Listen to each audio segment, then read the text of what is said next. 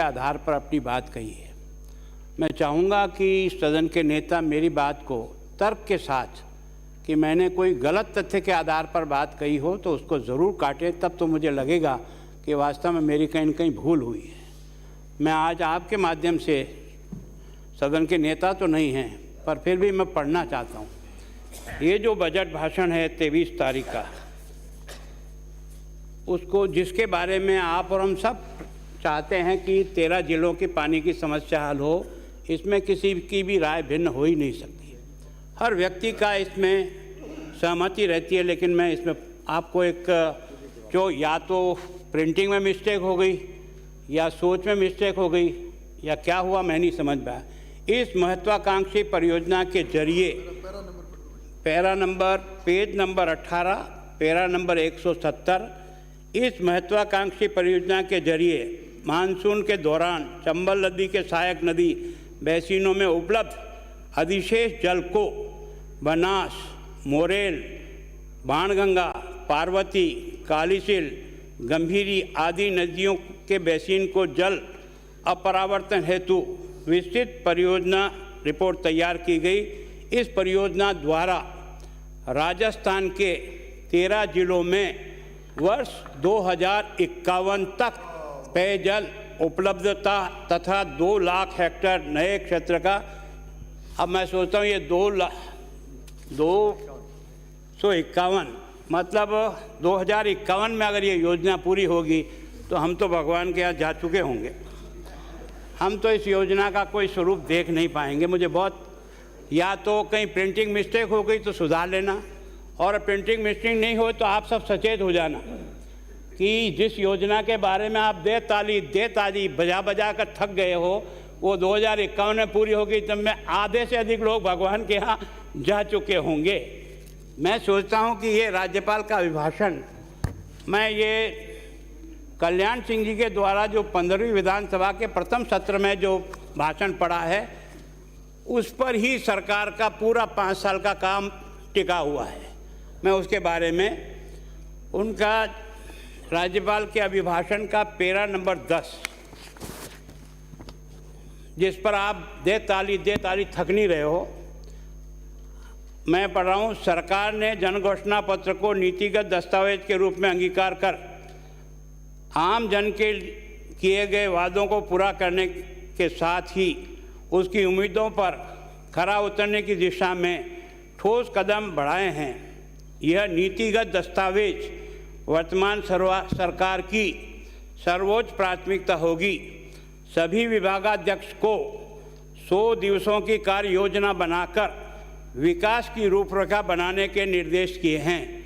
मतलब ये 100 दिन में आपको जो आपने घोषणाएं की है वो राज्यपाल के मुंह से आपने इनको कहलाने का प्रयास किया है।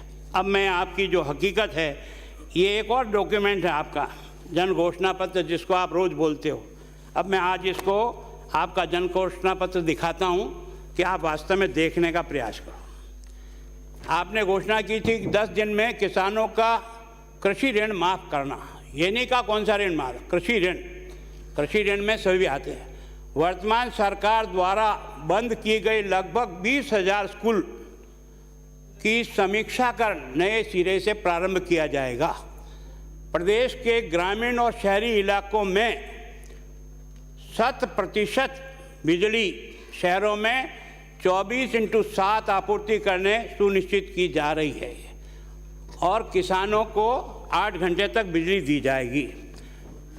शिक्षित बेरोजगार युवाओं को, मेरे माध्यम से सारी राजस्थान की जनता भी इस बात को सुने कि जो मैं राज्यपाल का भाषण पढ़ा था 100 दिन में जिस कार्य योजना को बनाया था उसी को पढ़ रहा हूँ।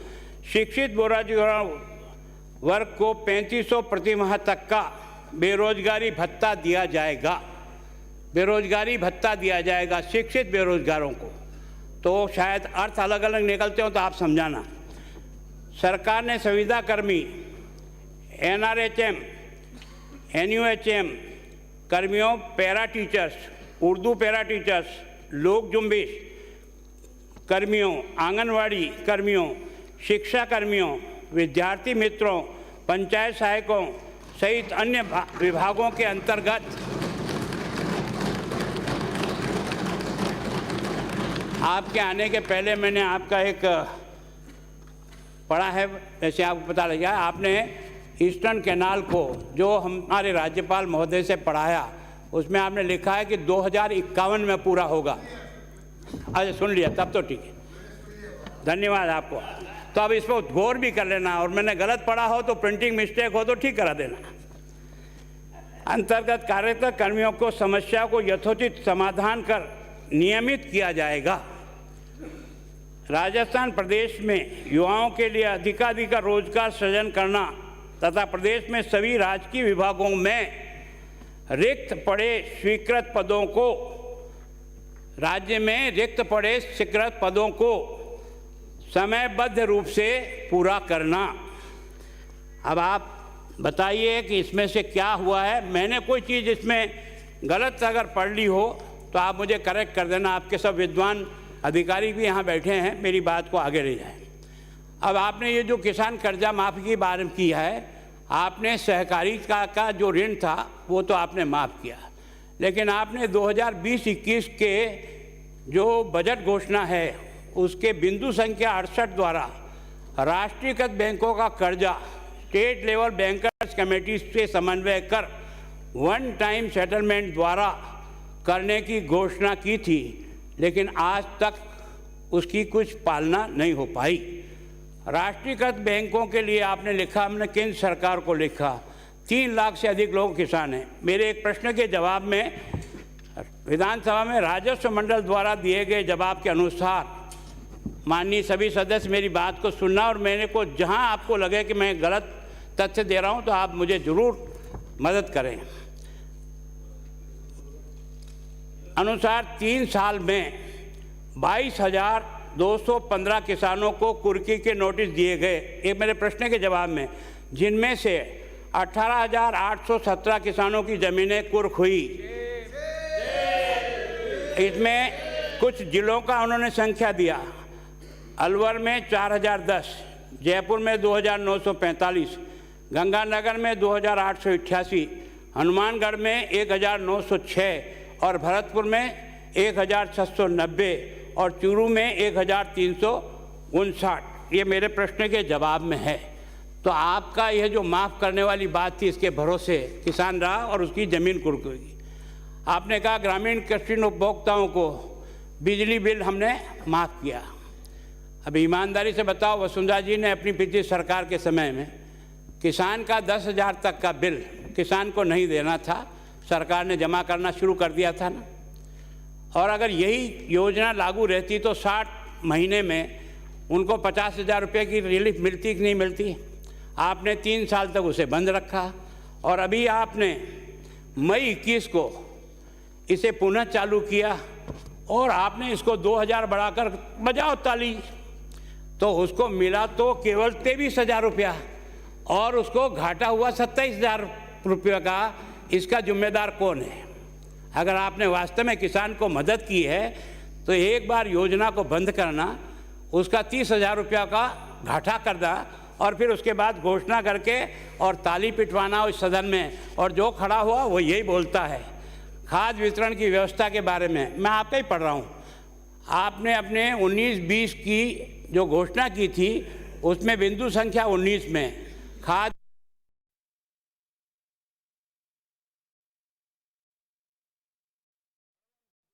मेट्रिक टन यूरिया का है। अगर ये अंतिम भंडारण हो गया क्या, और हो गया तो लाठी खाने की जरूरत क्या पड़ी? किसानों को खाद के लिए लाइन में खड़ा क्यों ना पड़ा? जब आपने भंडारण ये 19-20 के बजट में ही कर दी थी तो फिर ये स्थिति आई क्यों? आपने डिमांड कितनी क्रिएट की थी यूरिया और डीएपी के लिए? उस डिमांड कौन सी तारीख को की और आपको कौन सी तारीख को कितना कितना खाद मिला? आपको खाद पर्याप्त मिला, 8 लाख मेट्रिक टन मांगा, 12 लाख दिया, और उसके बाद भी आप व्यवस्था नहीं कर सके। इसलिए वितरण की व्यवस्था नहीं होने के कारण से किसान घंटों तक इस ठंड की मौसम में जो है ना खड़ा रहा। यह आपकी काबिलियत का तरीका मैं बता रहा हूँ। मैंने अपनी तरफ से कुछ नहीं है, जो आपने मुझे दिया मैं उसी को कह रहा हूँ। मैं भी इसकी तारीफ करता हूँ कि 8वीं क्लास तक के बच्चों को इंग्लिश मीडियम का अवसर मिला, इसको कोई ना नहीं कह सकता। यानी राजस्थान की जनता के लिए बहुत खुश होने की और मन को प्रसन्नता होती है। और महात्मा गांधी का नाम लिया आपने और महात्मा गांधी के नाम से स्कूल शुरू किया। अब तक आपने जो है ना, अब तक ये आपकी बजट घोषणा 19-20 की थी। कब? 19-20।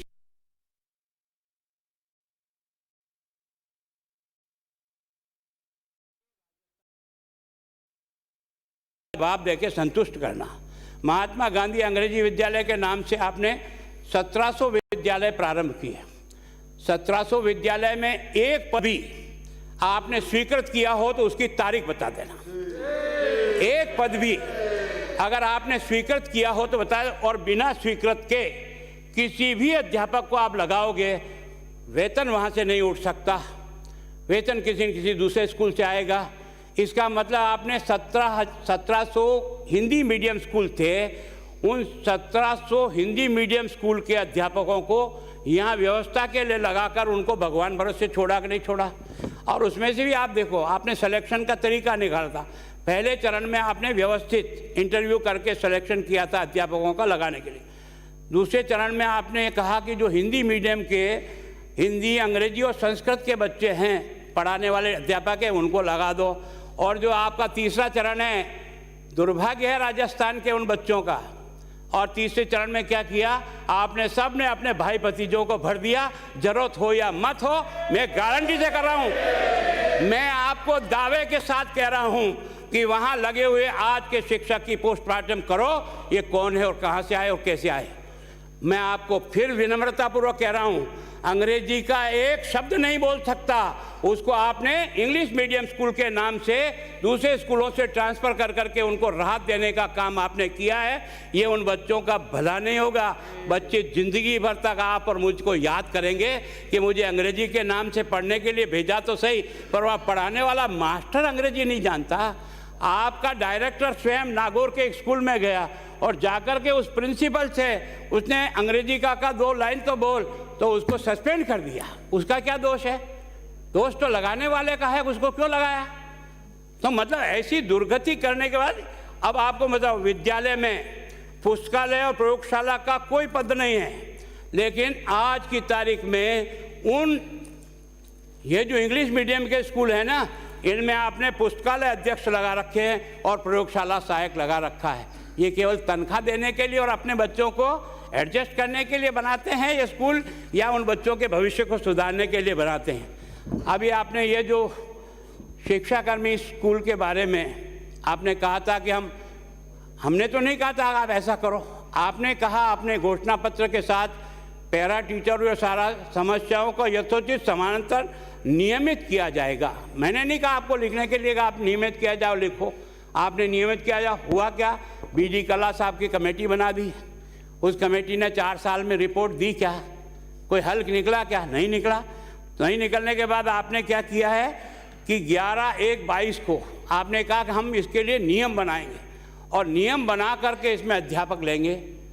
मैं सोचता हूँ जब आपने इन शिक्षाकर्मियों के लिए वोट चाहिए थे, तब तो आपने उनको कोहनी पे गुड़ लगा दिया कि हम आपको नियमित करेंगे। वो बच्चा लालच में आया, स्वाभाविक हो, चाहे मेरी बच्ची हो चाहे आपका बच्चा हो, उसके मन में आएगा कम से कम ये तो होगा, लेकिन वो नहीं हुआ। और उसके कारण से आपने अभी जो नियम निकाला वो आगे बताऊंगा मैं आपको। वो नियम इस बच्चे की मदद नहीं करा, इस बच्चों को डुबो रहा है। जो संविदा कर्मी को आप नियमित करोगे ना 1,10,000, वो आपको समझ में आएगा बाद में। यानी इस कारण से आपने इस 15वीं विधानसभा के मेरे एक उत्तर में आपने बताया था कि शिक्षाकर्मी, पैरा टीचर और पूर्व की भांति कार्य करते हैं, उन्हें संविदा का दर्जा देने की परंपरा नहीं रही है। ऊपर मैंने राज्यपाल का अभिभाषण कहा, उसमें वर्ड टू वर्ड लिखा कि ये भी उस संविदा कर्दी में आकर के इनको लाभ मिलेगा, इनको आपने मामले किया। अब आपने क्या किया है, एक नई योजना निकाली है विद्या संबल कि इसमें आप आओ अप्लाई करो, और उसके कारण से लाखों बच्चों ने एक बार रिकॉर्ड बोलाकर इनको कहना कि तुम बोलो कितने बच्चों ने विद्या संबल योजना में अपनी दरख्वास्त दी है, वो लाखों में है। और उसके बाद आपने 14 तारीख को एक आदेश जारी कर दिया, सब कुछ काम कर दिया उन बच्चों ने। 400 करोड़ रुपया उन बच्चों का लगा है आपके यहाँ अप्लाई करने में, और उसके बाद आपने निकाला कि इसको हमने स्थगित किया गया। और स्थगित करने के बाद अभी आपके डायरेक्टर ने आज की तारीख में एक आदेश निकाला। ये 10,000 इंग्लिश मीडियम के जो बच्चे हैं ना, इनकी भर्ती के लिए एक आदेश निकाला उन्होंने, और उसमें से आदेश में आपने लिखा है, ये जो आपने नए नियम बनाए ना, राजस्थान कॉन्ट्रेक्चुअल हायरिंग रूल्स 22, इसके नियम 6 में आपने क्या लिखा है, तहत ऊपरी आयु सीमा 40 वर्ष रखी गई है। अब ये जो आपका संविदा का कर्मी है, ये तो 8 साल से, 10 साल से, 15 साल से काम कर रहा है, ये तो इसमें 40 साल की उम्र पार कर गया, तो इसको तो आपने बाहर निकाल दिया। यही है ना अभिप्राय इसका। फिर इसका नियम 13, संविदा कर्मियों को एक मुश्त वेतन। अध्यक्ष महोदय, आप भी अध्यापक रहे हो, मैं तो स्कूल अध्यापक रहा हूँ, पर मन में अभी भी अध्यापक का थोड़ा बहुत अंश बचा है। बहुत दुख होता है कि जब हम इस तरह के काम करते हैं तो मन को कष्ट होता है। एक मुश्त वेतन 10,400 रुपये हर महीने का प्रावधान किया गया है, जो 9 वर्ष पूरा करने पर 18,500 रुपये तथा 18 साल पूरा करने पर 32,300 रुपया मिलेगा। इस प्रकार नियमित कर्मचारियों के समान काम करने के बाद भी उनका वेतन इससे काफ़ी कम होगा, जबकि आपकी मिनिमम वेज कितना है? क्या मेरा ये अध्यापक, ये जो शिक्षाकर्मी है, ये मिनिमम वेतन पाने का भी अधिकारी नहीं है कानून के तहत? हर बच्चा तो सुप्रीम कोर्ट नहीं लड़ने जा सकता है, लेकिन हम तो जा सकते हैं ना, हम तो समझदार आदमी है ना। सालों में इसमें लिखा है, सालों में संविदा पर काम करे कर्मचारियों के उनकी पहले से की गई सेवा 9 साल 18 साल वेतन वृद्धि का लाभ नहीं मिलेगा। इसका मतलब उनकी पुरानी सर्विस गई गद्दी नहीं मिलेगा। सेवा काल की गिनती समझने का प्रयास करो, कम से कम बनाते समय कोई पढ़ लिया करो रे भले आदमी। गिनती नियमित होने की दिनांक से चालू होगी। इसका मतलब ये जो आप अभी 2 फरवरी को जो कर रहे हो आप, उनकी गिनती पुरानी तो सब गई और इसके बाद गिनती शुरू होगी। इन नियमों को लागू होने के बाद भी यह कर्मचारी सरकार के स्थायी कर्मचारी नहीं होंगे जब तक कि वह जिस विभाग अथवा योजना के संविदा पर काम कर रहा है उसको सरकार नियमित पद के कन्वर्ट नहीं करती। यदि नियमित होने के बाद भी नियम 20 के तहत संविदा कर्मी स्क्रीनिंग कमेटी द्वारा नियमित किए जाएंगे, उसमें कम से कम 5 वर्ष तक संविदा पर काम करना पड़ेगा। ये है हमारे संविदा कर्मियों के प्रति आपकी हमदर्दी। वोट पाना हो जब तो नियमित करने का गुड़ लगाते हो और बाद में ऐसे नियम बनाते हो जिसको बैठ के रोएगा। फिर आपका विभाग क्या कर रहा है, कोई देखने वाला भी है कि नहीं? मैं तो जब इसको पढ़ने का प्रयास किया तो बहुत अफसोस हुआ है। यानी ये गार्गी पुरस्कार हमने 98 में शुरू किया था। इसलिए किया था कि जो गांव का बच्चा या 10वीं और 12वीं के बोर्ड में जिन बच्चों को 75% से अधिक अंक आते हैं, उनको हमने 2 साल की पढ़ाई के लिए 3,000 रुपया दे करके उन बच्चों की मदद करने का मैं बताता हूँ। वर्ष 21-22 में छात्राओं की संख्या 70,000। ये सब विद्वान साथी आपके बैठे हैं, मेरी बात को नकारना कि मैंने ये आंकड़े गलत इकट्ठा करके ले आया हूँ। छात्रों की संख्या 70,914 एवं 22-23 में 1,43,929 छात्रों को अभी तक गार्गी पुरस्कार योजना के तहत पुरस्कृत नहीं किए गए हैं। बातें करते हो आप, केवल और केवल तर्क के लिए तर्क करो तो आपकी इच्छा है। निःशुल्क, अभी आपने देखा होगा मेधावी छात्रों को लैपटॉप और टैबलेट वितरण की योजना आपने बनाई। राजकीय विद्यालय में कक्षा 8 और वैकल्पिक बोर्ड में 10वीं और 12वीं में 75% से अधिक अंक प्राप्त करने वाले बच्चों को प्रथम 6,000 स्थानों पर आने वाले विद्यार्थियों को और जिले की मेरिट में आने वाले 70% से अधिक के बच्चों को 100 बच्चों को, ये सब मिलाकर के 3300 बच्चे होते हैं। इन 3300 मेधावी विद्यार्थियों गत 3 वर्षों से लैपटॉप के स्थान पर टैबलेट दिए जाने के आदेश हुए।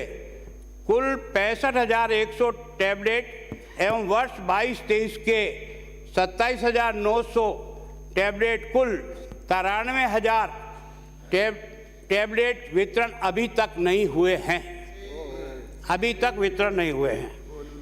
फिर आप कृपा करिए, स्कूल खुले और बिना अध्यापक के स्कूल खुले तो उस बच्चे का आप भला नहीं कर रहे हो। वो बच्चा जो अंक लेकर आएगा जिंदगी भर तक उसके पीछे चिपका रहेगा, उसका दर्द तो उसको ही महसूस होगा। मैं आपको तस्वीर बताता हूँ। ये आपका माध्यमिक शिक्षा की स्वीकृत और कार्यरत पद है, क्योंकि ज़्यादा पढ़ूंगा समय अधिक लगेगा। लगभग आपका है ना, ये जो आचार्य, बिना आचार्य के कोई स्कूल चल नहीं सकता। बाकी स्टाफ कमज़ोर होगा तो चल जाएगा, पर अगर प्रिंसिपल सही हुआ तो वो बच्चों को ठीक प्रकार से एजुकेशन करेगा। 16,360 पद है माध्यमिक स्कूल में, उसमें से 6,581 पद खाली है। 6,581 पद खाली है। आपका वाइस प्रिंसिपल 12,421, उसमें से 10,201 पद खाली है। व्याख्याता 54,167। मंत्री महोदय, केवल और केवल इस जनता के द्वारा पैसे का आनंद करना ही हमारी जिंदगी का असूल है तो ले, कोई चिंता नहीं। भगवान देख रहा होगा आपको और कोई नहीं देखेगा। उसमें से 54,000 में से 14,382 पद आज की तारीख में खाली है। अगर इन सब की टोटल लगाऊं, पुस्तकालय अध्यक्ष 1,098 हैं, जिसमें से 782 पद खाली है। प्रयोगशाला सहायक केवल 442 कुली है सेकेंडरी एजुकेशन में, उसमें से 250 खाली है। अध्यक्ष महोदय, मैं चाहता हूं कि आपके मन में इसके बारे में ज़रूर कुछ न कुछ विचार आना चाहिए कि हम जिस जनता के द्वारा चुने हुए यहाँ भेजे जाते हैं वो अपने बच्चों के भविष्य के लिए भेजे जाते हैं। पर बहुत अफसोस है कि इस सेकेंडरी स्कूल में 3,36,270 कुल पद है, उसमें से 3 लाख में से 1,17,251, 33% पद खाली पड़े हैं। एजुकेशन क्या होती है और कैसे होगी ये तो वो बच्चा ही बताएगा, मैं नहीं बता सकता। इसी तरह से आपके प्रारंभिक शिक्षा में आपके 2,08,237 पद कुल है, उसमें से 39,300 पद आज की तारीख में खाली है। अब आप ये जो रीट के बारे में जो कहते हैं ना, मुझे बहुत दुख इस बात का हुआ था कि रीट का जो पेपर जिस प्रकार से आउट हुआ, उसका उस गोरख धंधे को किसी ने भी समझने का प्रयास नहीं किया। उन लाखों बच्चों को, आपको भी धन्यवाद देता हूं, उन बच्चों को परीक्षा केंद्र तक जाने के लिए आपने फ्री बसों की व्यवस्था की। मैं राजस्थान की जनता को भी धन्यवाद देता हूं, जिन्होंने उन बच्चों को अपना बच्चा समझ करके और अपने किचन में से रोटी बना करके हर सेंटर के बाहर कोई न कोई रोटी और अपना खाना लेकर खड़ा था और उस बच्चे को दिया था। वो बच्चा लटक के गया, ऊपर से गया, नीचे से गया, लेकिन उसके बाद भी आपने क्या देखा होगा, जिस बोर्ड के अध्यक्ष को जारोली नाम के कोई व्यक्ति है, उनको आपने सस्पेंड किया, तो उसके खिलाफ आगे कार्रवाई क्यों नहीं बढ़ाई? अगर आपने कहा तो अपने भाषण में कहा कि कोई भी अधिकारी, अशोक गहलोत मुख्यमंत्री राजस्थान ने एक इंटरव्यू में कहा कि कोई भी अधिकारी या कोई मंत्री इसमें इन्वॉल्व नहीं है, तो फिर ये जारोली को क्यों इन्वॉल्व किया? अब आगे बताता हूँ मैं। यहाँ मुख्य सचिव महोदय बैठे हैं। इस रीट की परीक्षा के लिए आपके मुख्य सचिव ने 15/9 को मीटिंग की थी, सवेरे 11 बजे, और शाम को 5 बजे फिर की वीसी, और उसमें करने के बाद उन्होंने सारी व्यवस्था अपने कलेक्टर और एसपी को संभलाई थी कि आपके पास ये जो पेपर आएंगे और जो आंसर बुक आएगी उसको आप किस तरह से ले जाओगे। मुख्यमंत्री महोदय, अफसोस तो मुझे तब इस पढ़ के हुआ कि आपके यहाँ 23/9 को मुख्यमंत्री जी आपने इस रीट की परीक्षा के लिए मीटिंग ली और अध्यक्षता में परीक्षा की तैयारी की समीक्षा बैठी। प्रश्न पत्र और OMR शीट को कोष कार्यालय, आपकी मीटिंग का प्रश्न पढ़ रहा हूं, क्या हो रहा है यार। कोष कार्यालय, उपकोष कार्यालय, पुलिस थानों के मालखाने में रखे जाने के निर्देश है। जयपुर में उक्त निर्देशों की अवहेलना पर शिक्षा संकुल में पेपर क्यों रखे और किसने रखे, और क्यों रखे। मैं आप सबसे भी मेरी कोई अदावत नहीं है, पर मेरे को उन बच्चों की चिंता जरूर है कि जिनके कारण से आज वो इसमें लटक रहे हैं। जयपुर जिले में शिक्षा संकुल में रखे गए पेपर की सुरक्षा के लिए जिन लोगों को लगाया गया, उनमें से कॉलेज शिक्षा के सेवानिवृत्त व्यक्ति श्री प्रदीप पवार सर को कोऑर्डिनेटर और उनके साथ कोऑर्डिनेटर 4 व्यक्ति श्री सुभाष यादव, BS बैरवा, सहायक निदेशक कॉलेज शिक्षा एम ध्यान सिंह गोठवाल, निजी स्कूल स्टाफ एवं सिम राम कृपाल मीणा, निजी स्कूल संचालक को लगाया गया। पेपर लीक होने के बाद चौतरफा जब दबाव पड़ा तो इनके खिलाफ आपने कार्रवाई की और उसके बाद थोड़े दिन बाद वापस इनको बहाल करके वापस उसी जगह लगा दिया। उक्त व्यक्तियों को लगाने के आदेश किस अधिकारी ने दिए? इन लोगों को, प्राइवेट लोगों को, जबकि आपने जिम्मेदारी आपकी मीटिंग में SP और कलेक्टर को दी थी, तो फिर इन प्राइवेट लोगों को किसने लगा दिया? इसके लिए मैंने पिछली बार भी आपके साथ निवेदन किया, लेकिन आपने मेरी जांच न दिया। अगर कलेक्टर दोषी है तो उसके खिलाफ कार्रवाई करो, और अगर कलेक्टर दोषी नहीं है तो कौन दोषी है? और उसमें भी मुझे बहुत अफसोस है, क्या कहे, मैं बहुत दुख के साथ कह रहा हूँ आपको, है ना। वहाँ डबल लॉक की चाबी जिस आदमी के पास है, वहाँ से अगर पेपर निकल जाए तो क्या राजस्थान का बच्चा किसको दोष देगा? और आप उस सीमा तक नहीं पहुँचे। इसी तरह से अभी वरिष्ठ अध्यापक का जब पेपर लीक हुआ, आप सब लोगों को दुख होगा। ये पेपर लीक नहीं हुआ, ये एक बहुत बड़ा स्कैंडल हुआ है ना। इस तरह का पहली बार, ये तो ठीक है उदयपुर SP को सूचना मिल गई बच्चे के द्वारा ही। अगर ये बच्चे के द्वारा सूचना नहीं मिलती तो ये कितनी गाड़ियों में कितने बच्चे बैठ करके और घूमते रहे। रात को 8 बजे इनको गाड़ी में बिठाया और रात को 2 बजे इनको पेपर दिया, और उस पेपर में उनको आंसर कौन से हैं उस पर टिकिंग किया हुआ है। ये तो SP ने पीछा करके सवेरे 4:15 बजे इन सब लोगों को सभी साधनों सहित रेड हैंडेड पकड़ लिया। अब आपने क्या इसको सस्पेंड कर, इस पर क्या निकलेगा यार? आखिर ये पेपर निकला होगा तो कहीं एक जगह से निकला होगा, जिसके पास ये पेपर पहुंचा होगा कोई आसमान से उड़ के थोड़ी आया होगा। पेपर पहुंचाने वाला कोई होगा। इसलिए मैं बार बार कहता हूं, जब तक आप चोर की मां को नहीं मारोगे ना, इन बच्चों के भविष्य को आप सुधार नहीं दो। अब आपने, मैं इस उच्च शिक्षा का ढांचा बताता हूँ। आप शिक्षा के प्रति पता नहीं इतने, ये फोकट वो फोकट, अरे वो नहीं मिलेगा तो भी पढ़ करके यार खड़ा हो जाएगा बच्चा। आप कर क्या रहे हो ये उल्टा, केवल खुश करने के लिए। सभापति अध्यक्ष महोदय, मैं आपसे कह रहा हूँ, प्रदेश में 490 कॉलेज है हमारे यहाँ, राजकीय कॉलेज है, और उस राजकीय कॉलेज में 9060 पद आज की तारीख में खाली है। 9060 पद। इसी तरह से आपने देखा होगा कि ये जो 2017 में से रिक्त चल रहे हैं, और सहायक आचार्य के कुल 4617 पद खाली हैं। ये सब मिलाकर 50% हो जाता है। तो मैं सोचता हूँ कि इसमें महाविद्यालय में केवल 27 में पुस्तकालय अध्यक्ष तथा केवल 28 में शारीरिक शिक्षक कार्यरत है। 90% महाविद्यालयों में लेखाकार कार्यरत नहीं है। महाविद्यालयों में 70% से अधिक प्रयोगशाला सहायक के पद रिक्त हैं, लेकिन विद्यार्थियों के हित में, बेरोजगारों के हितों में पदों पर नियुक्ति करने के बजाय केवल आपने उनको झुंझुना पकड़ा रखा है। अभी आपको और मैं बताता हूँ, आप क्या कमाल कर रहे हो। राज्य भर में अधिकतर महाविद्यालय आज प्राचार्य के अधीन हैं। अब आप ये देखिए, इसमें ये जितने भी अपने कॉलेज हैं, इनमें नेक आवश्यक होता है।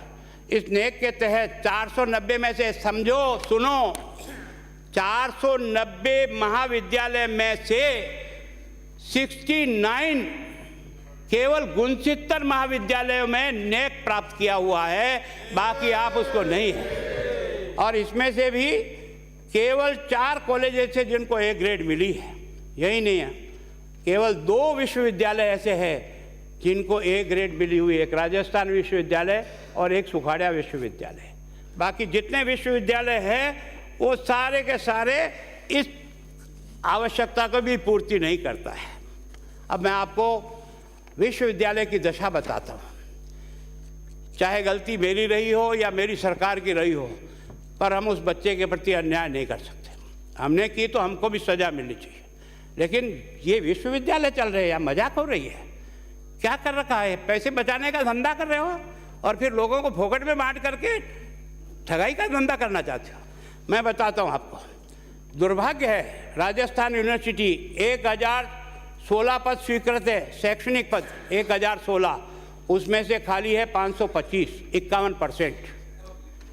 और इसी तरह से आपने जयनारायण व्यास 656 पद है, 375 पद खाली है, 57% पद खाली है। उदयपुर विश्वविद्यालय 298, इसमें 27%। ये जो आपका अजमेर का विश्वविद्यालय, इसमें 66% पद खाली है। कोटा विश्वविद्यालय 45% खाली है। महाराजा गंगा सिंह विधि विश्वविद्यालय बीकानेर 71%, 71। कितना कुल पद कितने हैं? गंगा सिंह में 59, उसमें से 42 पद आज की तारीख में खाली है। ये जो महावीर विश्वविद्यालय खुला है 27 में से 16, इससे भी आगे सीमा लांघ गई है, सीमा लांघ गई है। ये जो आपने 4 विश्वविद्यालय खोले हैं, अलवर, भरतपुर, सीकर और बांसवाड़ा, एक भी अध्यापक इसमें से सेलेक्ट हुआ ही नहीं है। 30 में से 30 पद खाली है। क्या विश्वविद्यालय चला रहे हो भाई? क्या करना चाहते हो पता नहीं। और दुर्भाग्य तो उस दिन आया जिस दिन कुलपति अपनी डिग्री पूरी नहीं करता है। मैंने आपसे प्रश्न पूछा था सुखाड़िया विश्वविद्यालय का कि उनके पास डिग्री है कि नहीं है।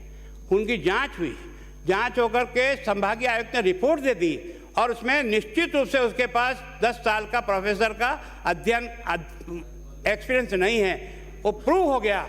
लेकिन दबा करके फाइल बैठे हैं, कार्रवाई नहीं करना चाहते। इसी तरह से आपने देखा होगा राजस्थान विश्वविद्यालय के सिंडिकेट इनाम, ये जो है इसकी भी 10 साल की इसकी पूर्ति नहीं हो रही है। और इसी तरह से आपने हरदेव जोशी पत्रिका विश्वविद्यालय कुलपति ओम थानवी जी को एक नहीं 3 विश्वविद्यालय का चार्ज दिया और अब उनको घर जाना पड़ा क्योंकि उनके पास यूजीसी की मान्यता की पूर्ति नहीं है। इस कारण से वे जो आपने निःशुल्क जांच की दे ताली मैं अब आपको फिगर रखता हूँ, दे ताली कितनी सही है और कितनी गलत है। केवल और केवल मैं आपको बताता हूँ, ये योजना तो आपने शुरू की, उसका मैंने सदन में आपको धन्यवाद दिया था कि निःशुल्क दवाई और निःशुल्क कहा। मेरा सदन का रिकॉर्ड उठा के देखना, मैंने कहा था आपने बहुत अच्छी सोच लागू किया जिससे गरीब को मदद मिलेगी। लेकिन इसकी जब दशा देखता हूँ ना तो बहुत दुख होता है। मैं आपको 15-16 है ना, कुल लाभार्थी थे 2,29,000 और 134 करोड़ रुपया इसमें मिला था। उसके बाद 16-17 में हो गया 2,39, फिर 17-18 में हो गया 2 करोड़ 2 लाख घटा, फिर 18-19 में 2,14, जितना हमने पहले कवर कर लिया था 2,39,000, वो भी आपकी जांच में लाभार्थी कवर नहीं हो रहे। फिर 19-20 में और घट करके 2,28 और 20-21 में कोरोना के कारण से 1,34 और उसके बाद 21-22 में 1,92,42,214 लोगों ने लाभ लिया। और अब पैसा भी देखो ना आप तो 18-19 में 167 करोड़, 18-19 253, फिर उसके बाद 19-20 में 253, फिर उसके बाद 260 और अभी ये जो 22-23 है जिसके बारे में दे ताली, उसमें आपने कुल जो है ना जो जांच हैं वो जांचें भी कम की। और दूसरा आप देखोगे कि इसमें आपको बड़े फिगर बड़े आश्चर्यजनक लगते हैं, केवल 233 करोड़ रुपया खर्च कर पाए हो आप इसमें। तो आपके फिगर ये बता रहे हैं कि केवल और केवल ताली पीटने के अलावा फिगर तो आपको नहीं बताते कि आपने कुछ किया है। मुख्यमंत्री निःशुल्क दवा योजना, मैं आंकड़े दे रहा हूँ आपको, मुख्यमंत्री निःशुल्क दवा योजना ये आपने 20-21 है ना, राज्य सरकार का पैसा है 462 करोड़, राष्ट्रीय स्वास्थ्य मिशन से प्राप्त हुआ 527 करोड़, अन्य से प्राप्त हुआ 1,54 लाख, कोविड फंड आपदा से आपको मिले हैं 139 करोड़, सब मिलाकर 1130 करोड़ रुपया आपके पास हो गया निःशुल्क दवा का। आपने वितरण कितना किया? 655 करोड़, 58%। और उसके बाद 21-22 इसी तरह से आपका है 536, केंद्र का है 511 और कोविड का है 324, सब मिलाकर 1400 करोड़ रुपया आपको मिला है, 1200 करोड़ रुपया। और अब की बार तो आप कहाँ हो, या तो मेरे आंकड़े गलत हैं या आपके अधिकारी ने जो रिकॉर्ड मुझे दिया वो गलत है, दोनों में से कोई गलत होना चाहिए। ये 22-23 का दिसंबर तक जो आप बता रहे हो, ये जो आपको प्राप्त हुआ है वो 910 करोड़ रुपया प्राप्त, लेकिन ये ज़्यादा प्राप्त हुआ है। और ये ज़्यादा को कहाँ कहा आपने बड़ा कमाल का काम में निगम आपके द्वारा वित्तीय वर्ष 22-23 में प्रावधानों के विरुद्ध औषधि, सर्जिकल यूजर्स, सैनिटरी नैपकिन हेतु दिनांक 31/12/22 तक राशि 1357 करोड़ रुपया इसमें से उठाया है। 1357 करोड़ रुपया नैपकिन के लिए आपने उठाया है। तो आप कर क्या रहे हो? राजस्थान को कहाँ ले जाना चाहते हो इसको देखो आप। अभी आप इसमें देखिए, अब बार बार दे ताली, 10 लाख 10 लाख 10 लाख। पहले वाले ने कुछ नहीं किया ना, है ना। ये भामाशाह योजना कब शुरू हुई थी? अरे कम से कम एक शब्द तो बोल दो। पहली बार हिंदुस्तान में अगर किसी ने गरीब को मुफ्त इलाज के लिए व्यवस्था की, उसका नाम है वसुंधरा राजे सिंधिया। हिंदुस्तान में कहीं भी शुरू नहीं हुई थी, कहीं भी शुरू नहीं हुई। और उन्होंने शुरू कब की थी आपने देखा होगा। अरे मैं भी बजा रहा हूँ, क्या दिक्कत क्या है? अच्छा काम करे तो नहीं बजाना है क्या? सोगन खा लिए तो खा लो। भामाशाह स्वास्थ्य बीमा योजना है ना, इसके प्रथम के अंदर जो है ना वो 13/12/15 से शुरू हुई और ये आपकी से चलती रही 18 तक, है ना, 19 तक, दिसंबर तक। उसके बाद आपके पास आ गया आयुष्मान। पैसा तो था ना, तभी तो देते थे, बाकी कहाँ से लाते थे? बजट में कोई प्रावधान कर रखा होगा, उसी में से दिया होगा। न तो उन्होंने अपने घर से दिया, ना आप अपने घर से दोगे। फिर उसके बाद में आयुष्मान योजना आ गई केंद्र की, वो आ गई थी 1/9/19 को। और आपने उस योजना के ज्योति पोषण में आपने पहला काम जो है ना 3 का प्रथम, द्वितीय और तृतीय उन्होंने किया। आपने प्रथम चरण, जिसका नाम बदलते कि आपको नाम से एलर्जी है, तो नाम से एलर्जी तो जनता बताएगी कि नाम से एलर्जी का अर्थ क्या होता है। भामाशाह खराब शब्द था, आपने देखा होगा ना। ये प्रथम चरण में, और अभी जो आपने ये जो 10 लाख दे ताली, ये कब से शुरू हुई है? ये अप्रैल से है। अभी कुछ दिया है कि नहीं दिया है? तो इसका दिया है, इसकी संख्या बता देना कितना पैसा दिया है केवल और केवल जनता को। और ये सारा पैसा आया केंद्र का, आपने नहीं उठाया। आप ये जवाब में दे देना कि आयुष्मान का जो 5 लाख रुपया उन्होंने किया वो आपने उठाया कि नहीं उठाया, या आप अपनी जेब से दिया है। इसी तरह से आपने ये जनता क्लिनिक क्यों धोखा देते हो यार जनता को? कमाल करते हो यार। जब मैंने इसको सारा पढ़ना शुरू किया ना तो अध्यक्ष महोदय मैं चकित रह गया, मेरी भी नॉलेज नहीं थी, ईमानदारी से कह रहा हूँ। ये जो है ना जनता क्लिनिक, ये केंद्र की शहरी हेल्थ वेलनेस सेंटर, इस योजना के तहत पैसा आया आपको, 15वें वित्त आयोग से आया और आपको 106 करोड़ रुपया मिला। और आपको ये कहा था कि 142 सेंटर आपको बनाने हैं। आपने अभी तक किया है 38 बनाए। कितने? पैसा है आपके पास। पैसा होते हुए भी आपने 38 जनता क्लिनिक जो है ना वो अभी तक प्रारंभ कर पाए, बाकी आपके अभी पाइपलाइन में है। अब ये जल जीवन मिशन, जिसके बारे में आपने बहुत अच्छा राज्यपाल महोदय से कहलाया, उनको तो पढ़ना पड़ता है जो हम आप लिख के देते हैं। माननीय राज्यपाल महोदय के बिंदु संख्या 164 जल जीवन मिशन के अंतर्गत प्रदेश में 39,521 गाँव में 10,655 सिंगल और मल्टीवेटेड योजना तथा 133 वृहद परियोजना सहित कितना है 69,940 करोड़ रुपए की आपने ये सारी योजना रखी है। और आपने सच को तो स्वीकार कर ही लिया कि अब तक जो आपने इतने सालों तक राज किया, हमने भी किया 70 साल में। और इस योजना के आने के पहले आपके यहाँ केवल और केवल 11,000 घरों में कनेक्शन थे, 11,000। इस योजना के आज आने के बाद अभी हमारी जो संख्या है वो 31,26,000 से अधिक परिवारों को हम कनेक्शन पहुंचा रहे हैं। अब ये जल जीवन मिशन का मैं तस्वीर बताता हूँ आपको। ये 15 अगस्त 2019 से शुरू हो गया था और इसके तहत 24 तक आपको 50 लीटर प्रति परिवार को देना था और 24 में राजस्थान में 1,05,30,058 परिवारों को नल कनेक्शन द्वारा जल पहुंचाने का लक्ष्य था। इसके विरुद्ध 11,74,131 घरों में नल कनेक्शन योजना चालू होने से पहले, इस योजना के आने के पहले से ही नल कनेक्शन राजस्थान में थे और 25/1/23 तक का 25/1/23 तक 55,527 घरों में से केवल 25/1/23 तक 21,28,946 कनेक्शन हुए हैं। वो भी अभी जैसे माननीय सदस्य कह रहे हैं ना, केवल टूटी खड़ी कर दी, पानी आया ही नहीं, तो वो तो अलग है। ये सारा मिला करके हमने कितना कवर किया? 31%। प्रदेश में कुल 43,207 गाँवों में 100% जल देना है। कितना? 100%। और अभी आपके इन विद्वान साथी जो बैठे हैं ना, ये रोजाना आ जाया करें तो थोड़ा इनका ज्ञान बढ़ेगा। तो सदस्य बोलता है ना, वो फालतू बातें नहीं बोलता है, इनको कुछ सीखने के लिए मिलता है, पर इनको सबको फुर्सत नहीं है। बस दुर्भाग्य है। देने के लक्ष्य के विरुद्ध 25/1/23 मैं आपको जितना लेटेस्ट में इकट्ठा कर पाया वो मैंने करने का प्रयास किया।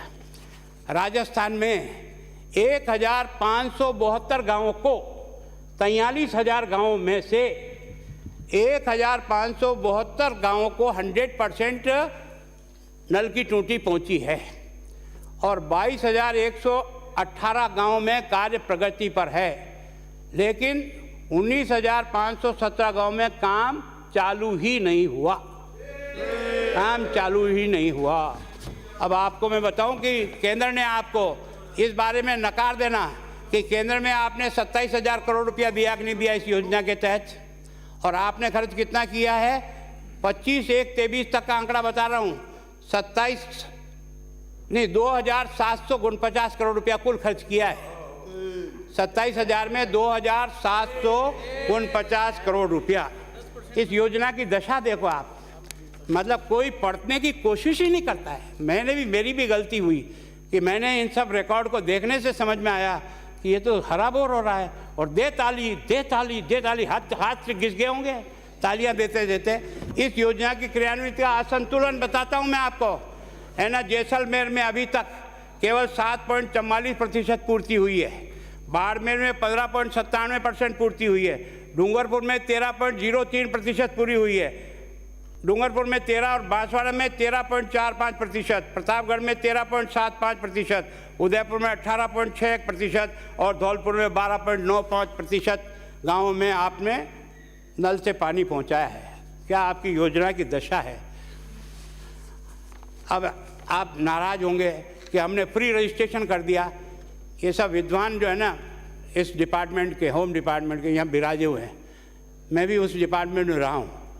कोई भी सरकार आ जाए, कोई भी चला जाए, इन कुछ मुकदमों के बारे में अगर कोई कंप्लेंट करता तो उसको FIR दर्ज नहीं करा, ऐसा बहादुर बहुत कम दिखाई देता है, कभी नहीं होता है। आपने देखा कि लूट, अपहरण, बलात्कार और नकबजनी चोरी, ये 5 हेड ऐसे हैं जिनमें कोई ना नहीं कर सकता कि मैं FIR, हाँ थप्पड़ गुंपा लग गया होगा, किसी ने किसी के खिलाफ कर दिया होगा, हो सकता है उसमें करे ना करे, लेकिन इसमें मैं बता रहा हूँ 18 में लूट का जो मुकदमा है वो 1022 है और आज की तारीख में इस 22 में 1622, इसका मतलब 36% आपके अंदर लूट के प्रकरण 18 से 22 में बढ़े हैं, अपहरण के 34% बढ़े हैं, बलात्कार के 38% बढ़े, नकबजनी के 32% बढ़े हैं और चोरी के 28% बढ़े हैं। अपराध बढ़ रहे हैं कि घट रहे हैं? आप कहते हो FIR करने के, या इसके कारण से वो भी बताऊंगा नमूना आपको FIR का क्या स्थिति होती है। मेरे सब अधिकारी यहाँ बैठे हैं, बलात्कार के मामले में राजस्थान पूरे देश में प्रथम स्थान पर है। ये कहाँ से है? नेशनल क्राइम रिपोर्ट है, जहाँ देश में 21 में बलात्कार के 30,016 मामले दर्ज हुए, वहीं अकेले राजस्थान में 30,000 में से 6,337 प्रकरण दर्ज हुए हैं और दिसंबर 22 तक की संख्या बढ़ करके ये हो गई 7,093 इसी तरह महिलाओं को छेड़छाड़ के मामले में भी राजस्थान प्रथम स्थान पर है। 7,945 मामले दर्ज हुए हैं, जो देश में सबसे अधिक है। महिलाओं के अपहरण के मामले में भी यानी 70,000 कुल राष्ट्रीय 70,000 मुकदमे दर्ज हुए, उसमें 5,964 आपके यहाँ दर्ज हुए हैं। आप जिसके बारे में आप और मुझे चिंता करनी चाहिए जो है ये अनुसूचित जाति अत्याचार, इसमें मैंने वही 3 हेड ली है, हत्या, बलात्कार, इसी में से आपको लगागा 47% अपराध बढ़ा है अनुसूचित जाति अत्याचार में 18 की तुलना में 22 में। अनुसूचित जनजाति 56%, 18 की तुलना में 22 की तुलना मैंने की 56% अपराध बढ़े हैं। अब आप एक जो बात बार बार कहते हैं ना, आपको और मेरे को आंख खोलिए अखबार के माध्यम से। 1 जनवरी 19 को हमारे यहाँ पॉक्सो एक्ट, जो छोटी बच्चियों के साथ जो दुर्घटना हुई उसको पॉक्सो एक्ट के तहत तैयार करके मुकदमा दर्ज करते हैं। और मुकदमे दर्ज कितने हुए हैं? 6,467। उसमें से आपने FR कितनी लगाई है? 1350, 20%। अगर उसने इतना भयंकर अपराध का किसी पे दोष लगाया तो मुकदमा दर्ज कराओ ना, चलो उसको जेल भेजो जिसने गलत रिपोर्ट दर्ज कराई। लेकिन ऐसे काम को छोड़ देना, इसका मतलब अपराध रोकना थोड़ी चाह रहे हैं हम। अगर उसने गलती की दंड दो, लेकिन मुझे दुख है इसमें जो 20% राजस्थान का FR है उसमें 42% FR अकेले भरतपुर जिले का है। क्या हो रहा है? और 38% FR अलवर जिले की है। माननीय सभी सदस्यों, गहराई से विचार करो इस बारे में कि आखिर ये हो क्या रहा है। सांप्रदायिक हिंसा के बारे में तो सब रिकॉर्ड टूट गए। करौली का दंगा तो सब लोगों ने देखा ना, आपके इन अधिकारी भी जानते होंगे।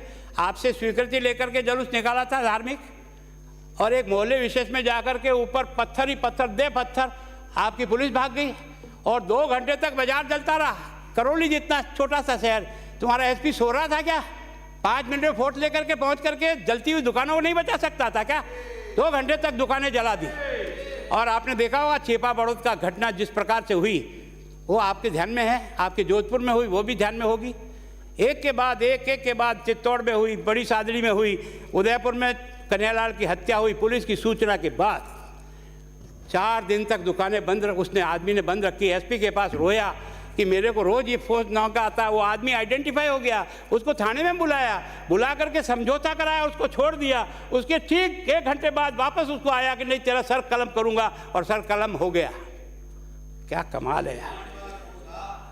आदमी था, हाँ बीजेपी का था। लगा दो फांसी मुझे, मैं तैयार खड़ा हूँ ना। बीजेपी हो तो कोई चिंता नहीं, बीजेपी हो तो क्या है, फांसी लगाओ, उसको भी लगाओ। मैं उसमें बीच में आ जाऊं तब बोल देना। ऐसी बात करती हो। पिपाड़ शहर में जुलूस निकला, उसमें लगाया सर कलम पे नारे लगे कि नहीं लगे बताना। ये जो कोटा में PFI को तो आप स्वीकृति देते हो जुलूस निकालने के लिए, PFI को तो स्वीकृति देते हो। हम अपनी राम निवारी का जुलूस निकालते हैं तो धारा 144 लगाते हो। अच्छा है ना। रोजे के समय तो बिजली मिलेगी, रोजे के दिन तो बिजली नहीं कटेगी, और हमारे त्यौहार में बिजली कटेगी, इसकी आपको कोई चिंता नहीं। तो वैमनस्य पैदा होगा कि नहीं होगा मनों में? आप जानबूझ करके वैमनस्य पैदा। अध्यक्ष महोदय, मैं भ्रष्टाचार के नमूने आपके पास अध्यक्ष रख रहा हूँ। मुझे बहुत दुख है इस बात में। एक बताना, मैं फिर कह रहा हूँ मान सदस्य, ये बताना गलत है। माननीय सदस्य, आई विल नेम यू। ये बंद कर, नीचे रखिए इसको नीचे रखिए। पानी कटे जी, पॉइंट अप करें आप। अध्यक्ष महोदय, मैं कह रहा हूँ कि राजस्थान की ACB को धन्यवाद दिया मैंने इस सदन में, आज भी देता हूँ, कि उन्होंने जिस प्रकार के सॉलिड केस बनाए हैं उसके कारण से राजस्थान के पुलिस का मान बढ़ा, सम्मान बढ़ा। लेकिन हमने उसको गलत कर दिया। हम उसकी परमिशन ही नहीं देते हैं।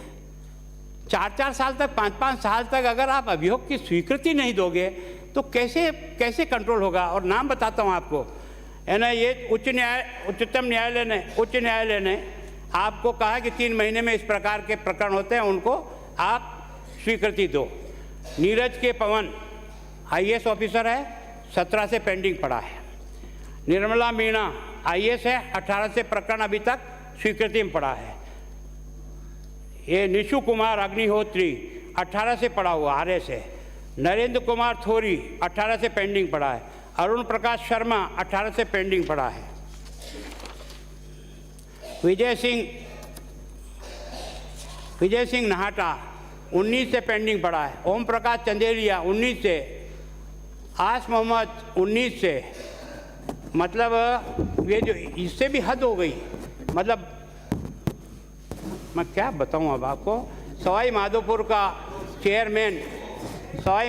का चेयरमैन ट्रैप में 30,000 रुपये रिश्वत लेते हुए पकड़ा गया। 2 महीने तक जेल काट करके आया और इन्होंने वापस उसको ड्यूटी पे लगा दिया। क्या है ये किस सीमा तक जा रहे हो भाई? ये वोटों की खेती न तुम्हारे काम आएगी न मेरे काम आएगी। ये देश ही काम आने वाला है। ये वोटों की खेती के पीछे पागल मत हो जाओ। इस तरह से बचाने का पर सारे कुएं में भांग पड़ी, मैं कहाँ जाऊँ? मुझे बहुत दुख है। लक्ष्मण गौड़ जैसा IG पकड़ा जाता है ना। धन्यवाद देता हूँ ACB को कि उन्होंने कम से कम हाथ डाला, उसका कुछ नहीं हुआ। सतबीर सिंह को पकड़ा, उसका नहीं हुआ। इंदर सिंह राव कलेक्टर 12 पकड़ा गया, कुछ नहीं हुआ। मनीष अग्रवाल SP पकड़ा गया, कुछ नहीं हुआ। दिव्या मित्तल अभी भी पकड़ी गई है, उसका आपने कार्रवाई करो। और ये जो मनीष बेनीवाल है, ये मुख्य अभियंता है, जन स्वास्थ्य अभियंता है, इसका अभी तक कुछ नहीं हुआ। मतलब लगता है कि ये जोधाराम इंस्पेक्टर घूसखोरी में गैंग किस तरह गोवा में पार्टी करते हुए पकड़ा गया, वो फिर से नौकरी पे लग गया। DD कुमावत RS जो 4 लाख की रिश्वत लेते हुए 19 में पकड़े गए थे। ऐसे 5 अधिकारी को राज्य सरकार ने अभियोजन स्वीकृति से इनकार कर दिया। ये हिम्मत, अभिषेक टाँक, क्या नमूने राजस्थान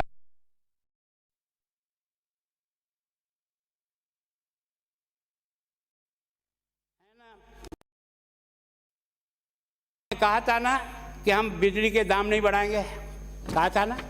अब आप देखो, वर्ष 19-20 के बजट में आपने कहा था पैरा 41 में हमने 21,770 मेगावाट विद्युत उत्पादन हो रहा है, जिससे राज्य विद्युत उत्पादन में सरप्लस हो गया है। तो फिर रात को बिजली क्यों दे रहे हो? फिर क्या कारण है? उस किसान के मन को क्या पीड़ा है? और आपको अफसोस होगा कि 1500 से लेकर 2000 किलो मेगावाट बिजली आप 12 रुपये से लेकर 20 रुपये में खरीद करके कंज्यूमर को दे रहे हो। यही नहीं, आपने तो और इससे भी है ना गाँव प्लीज मैं आपके टाइम पे ख़त्म करने का प्रयास करूँगा। मैं आपके टाइम को आगे नहीं बढ़ाऊँगा, जहाँ रुक जाऊँगा वहाँ रुक जाऊँ, कोई दिक्कत नहीं।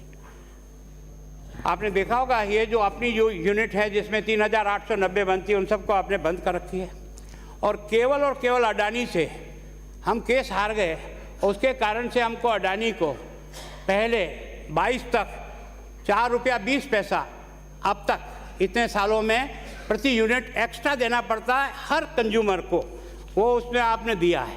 और वही नहीं, अभी आपने देखा होगा कि अभी और इन्होंने इस अक्टूबर महीने में उसके साथ आपने फिर एक किया है। उसमें आपने कहा है कि 22 से लेकर 27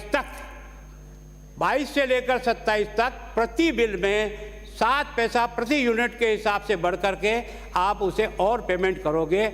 राजस्थान की जनता पर सरचार्ज के नाम से 9,100 करोड़ से अधिक रुपया आपने ले लिया।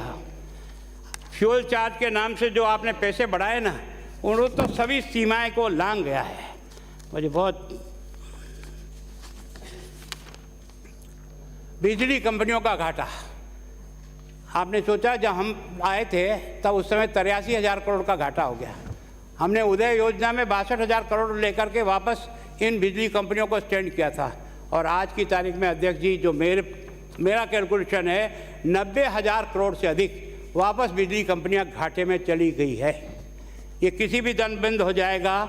मैं ये जो राष्ट्रीय रोजगार योजना कहते हो ना, आप शहर में चालू कर दिया। आपके इतने फोटो लगे हैं कि 50 फीट में 5 बड़े बड़े पोस्टर लगे होंगे। राजस्थान के केवल और केवल शहरी 100 दिन की आपने जो रोजगार दिया ना, उसके पोस्टर का जो खर्चा हुआ है वो राजस्थान की जनता के सामने एक बार रख दो है।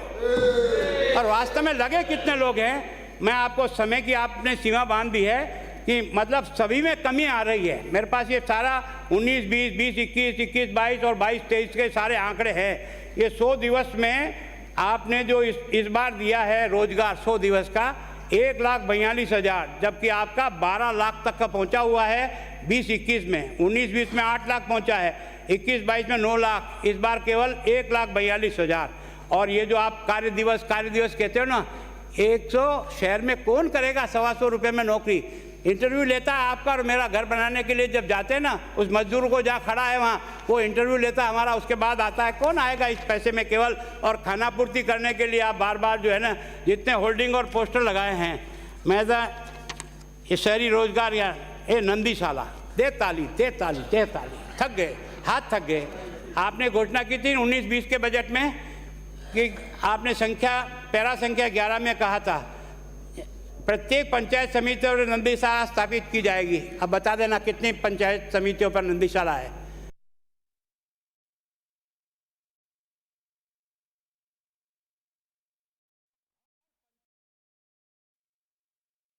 बजाओ ताली। अरे स्थापित कहाँ है वो तो बताओ, कम से कम किस जगह स्थापित हो गई तो बताओ।